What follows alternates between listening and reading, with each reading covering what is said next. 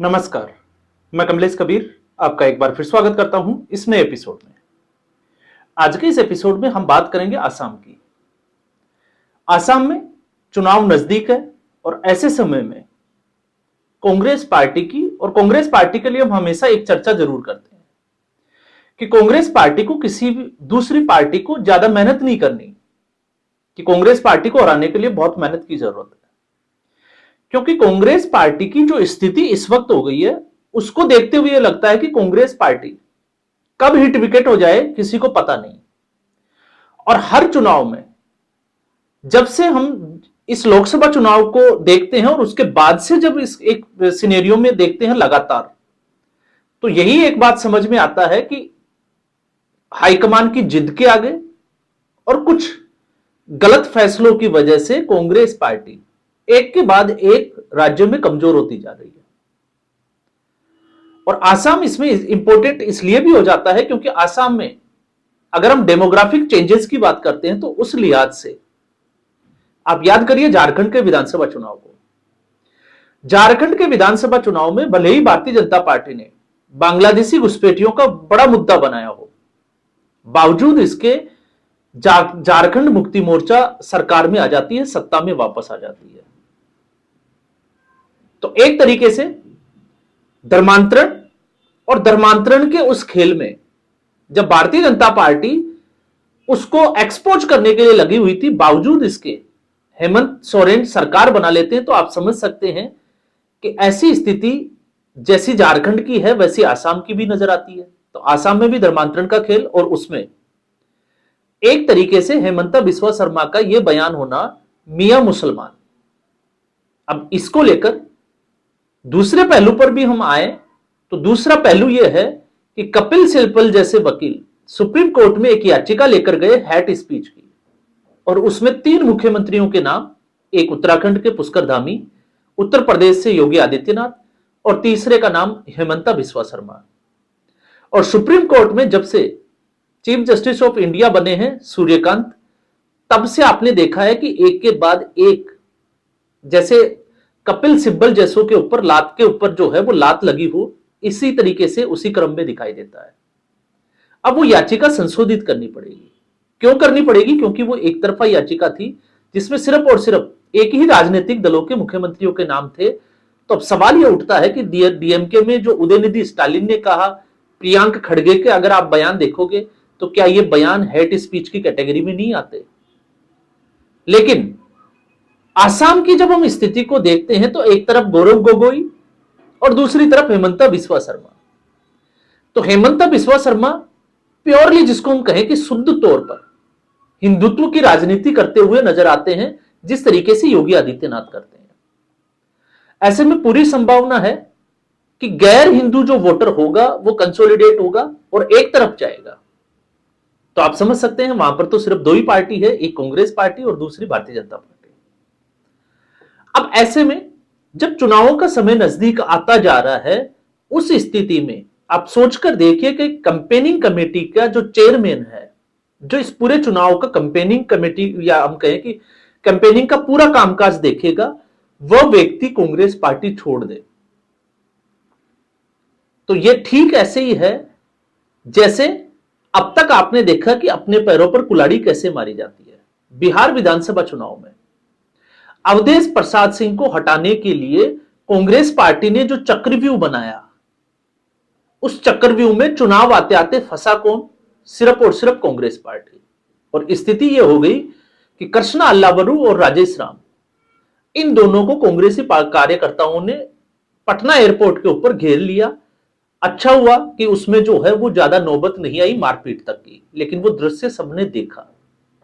अब ऐसे में एक बड़ा नाम भूपेन बोरा, और भूपेन बोरा इसलिए इंपॉर्टेंट हो जाते हैं क्योंकि इसी पार्टी का एक गद्दावर नेता, आप कह सकते हैं हेमंता बिस्वा शर्मा, जो भारतीय जनता पार्टी में आए और भारतीय जनता पार्टी का एक फायर ब्रांड नेता बना हुआ है। तो अगर आप देखोगे तो हेमंता बिस्वा शर्मा किस पार्टी से निकले? कांग्रेस पार्टी से। और भूपेन बोरा लगभग 32 साल से कांग्रेस पार्टी में रहे। तो एक तरीके से एक पूरी विरासत कांग्रेस पार्टी की, कांग्रेस पार्टी छोड़कर जाने के लिए तैयार बैठी है। और छोड़कर जाने के लिए तैयार क्या बैठी है। कल भी हमने शाम को जो है वो वीडियो बनाया, उसमें बात की थी कि हेमंता बिस्वा शर्मा भूपेंद्र बोरा के घर जाएंगे।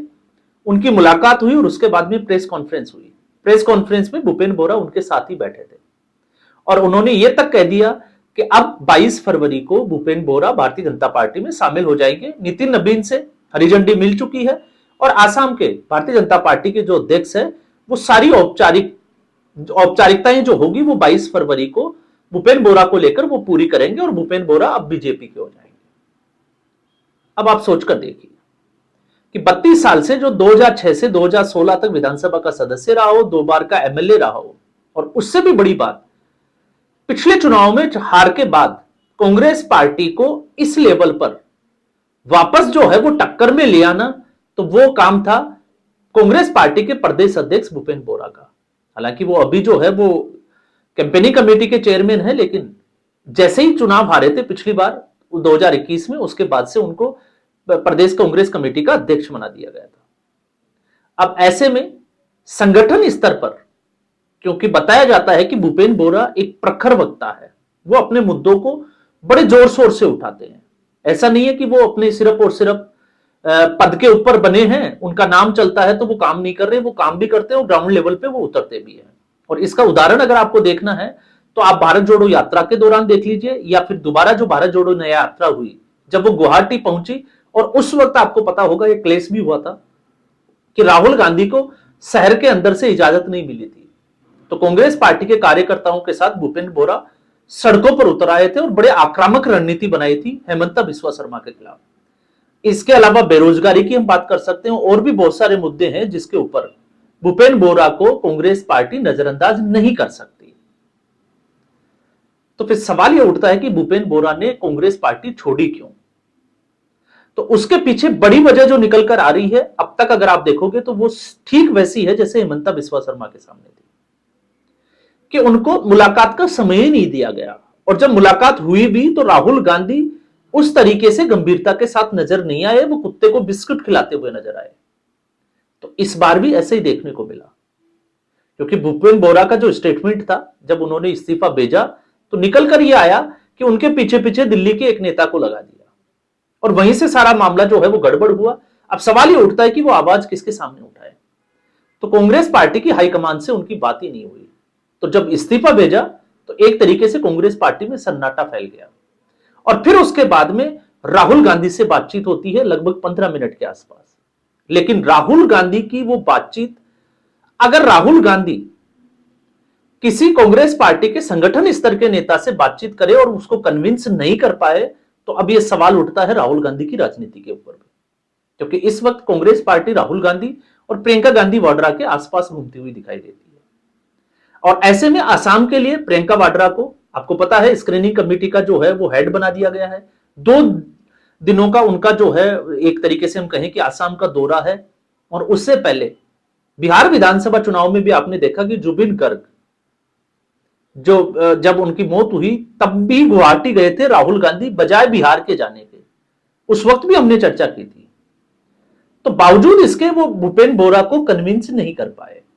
तो अब सवाल उठता है कि अगर इतना बड़ा नेता कांग्रेस पार्टी छोड़कर भारतीय जनता पार्टी के साथ जाता है तो वो अपने साथ कितने कार्यकर्ताओं को लेकर जाता है? तो भारतीय जनता पार्टी ने एक रणनीतिक तौर पर, जिसको हम कहें कि एक खेल खेला, जैसे ही इस्तीफे की खबर आई उसके बाद में सीधे घोषणा कर दी भारतीय जनता पार्टी में लेने की और एक सुरक्षित सीट देने की। तो अब सवाल फिर जो है वो घूम के वहीं आ जाता है कि कांग्रेस पार्टी ने प्रियंका वाड्रा को स्क्रीनिंग कमेटी का हेड बनाकर आसाम भेज तो दिया, क्या प्रियंका गांधी वाड्रा कांग्रेस पार्टी की जो आंतरिक कलह है, मैं फिर कह रहा हूं, इस वक्त आसाम में जो है वो भूपेंद्र बोरा ये पहला नाम नहीं है, इसके अब जो है वो जो झड़ी लगेगी, आप देखिएगा कि एक के बाद एक जो है वो कांग्रेस पार्टी के नेता कैसे जो है वो कांग्रेस छोड़कर दूसरी पार्टियों की तरफ जाते हैं। क्या प्रियंका वाड्रा जो है वो बचा पाएगी? क्योंकि इस वक्त राजनीतिक गलियारों में जब राहुल गांधी को कांग्रेस पार्टी में किसी के साथ कंपेयर किया जाता है तो वो प्रियंका गांधी वाड्रा के साथ किया जाता है।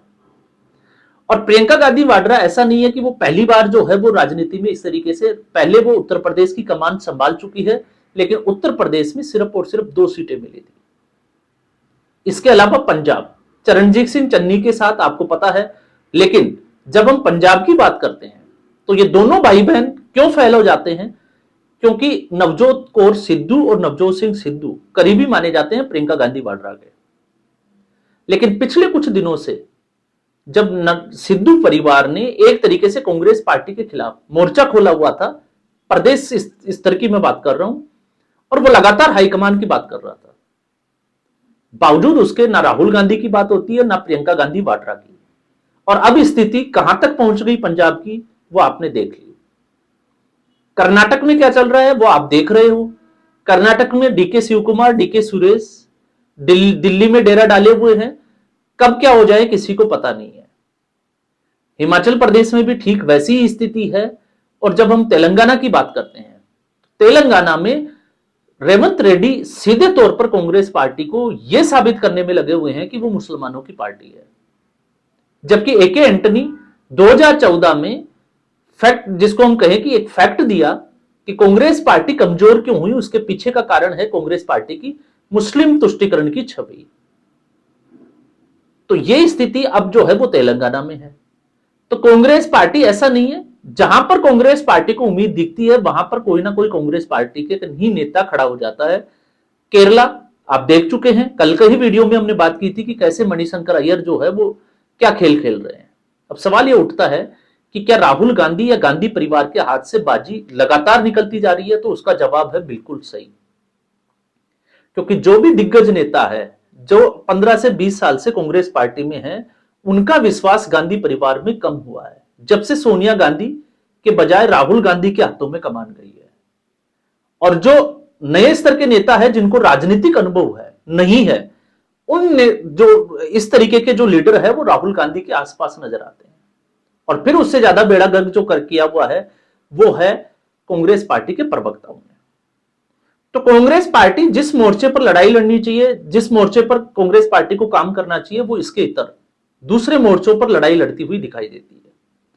मनरेगा के लिए जब नाम बदला गया तो खबर यह थी कि कांग्रेस पार्टी देश स्तर पर एक जो है वो धरने प्रदर्शन करेगी, विरोध प्रदर्शन करेगी। लेकिन सड़कों पर कांग्रेस पार्टी नजर नहीं आई, जबकि 5 दिसंबर से जो है वो इसकी शुरुआत का दावा किया गया था। तो सिर्फ और सिर्फ कांग्रेस पार्टी इस वक्त अगर आप देखोगे तो एप्स्टीन फाइल में जब से हरदीप पुरी ने प्रेस कॉन्फ्रेंस करके स्वीकार किया, उसके बाद से इसी एक मुद्दे के आसपास जो है वो ट्वीट करती हुई नजर आती है। इसके अलावा कांग्रेस पार्टी कहीं भी सक्रिय तौर पर अगर आप देखोगे तो नजर नहीं आएगी। तो यहां पर, और वो भी मैं इसलिए कह रहा हूं क्योंकि हरदीप सिंह पुरी ने एप्स्टीन फाइल को लेकर नरेंद्र मोदी का नाम, अनिल अंबानी का नाम जोर शोर से लिया, लेकिन वो सीधे तौर पर नरेंद्र मोदी के और अनिल अंबानी के वो चिपका नहीं पाए। लेकिन हरदीप सिंह पुरी ने खुद स्वीकार किया प्रेस कॉन्फ्रेंस। तो हरदीप सिंह पुरी को लेकर जरूर कांग्रेस पार्टी इस वक्त आक्रामक नजर आती है। इसके अलावा कहीं भी कांग्रेस पार्टी किसी भी सूरत में लड़ाई लड़ती हुई दिखाई नहीं देती है। और यह दिखाता है कि कांग्रेस पार्टी की स्थिति क्या है। तो इस एपिसोड में फिलहाल इतना ही। और कल किसी महानुभाव ने जो है वो एक कमेंट भी किया था कि मैं जो बोलने वाला जो है, तो उसके लिए मैं आपको बता देता हूं, क्योंकि इस वक्त बोर्ड की जो है वो एग्जाम चल रही है और हम लोग जो है वो 4:30 बजे से क्लासेस शुरू कर देते हैं मॉर्निंग में।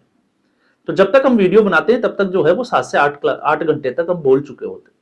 तो आप समझ सकते हैं कि इस वक्त जो है वो शेड्यूल किस तरीके का चल रहा है। तो माफी जरूर चाहेंगे, लेकिन ये शेड्यूल जो है वो महीने भर चलेगा व्यस्तता के चलते। आपको पता ही है कि जब पढ़ाते हैं फिर 3-3, 4-4 घंटे की जब क्लास होती है तो उतना बोलने के बाद में फिर व्यक्ति की जो है वो क्या हालत हो जाती है शाम तक आते आते।